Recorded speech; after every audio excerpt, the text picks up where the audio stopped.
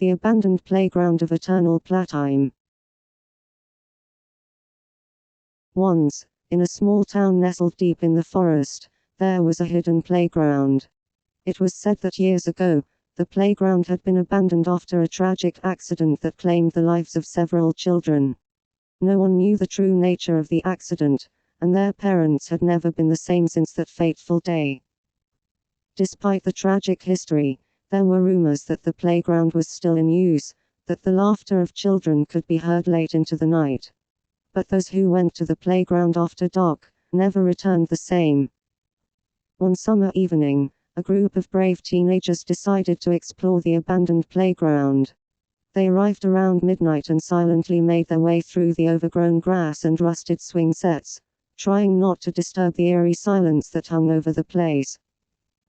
As they explored the playground, they discovered that something was amiss. Toys were scattered everywhere, as if the children had been playing just moments before. But there were no children in sight. Suddenly, the merry-go-round began to creak and move on its own, as if it had been set in motion by an unseen force. The swings began to sway back and forth in the wind, even though the air was still. Then, the laughter began. It was a sound that echoed through the empty playground, but there were no children in sight. The teenagers looked at each other in terror, realizing that they were not alone. One by one, they began to disappear. Some were swallowed up by the ground, others were pulled deep into the darkness of the forest. The laughter grew louder and louder until it was all-consuming, drowning out any other sound.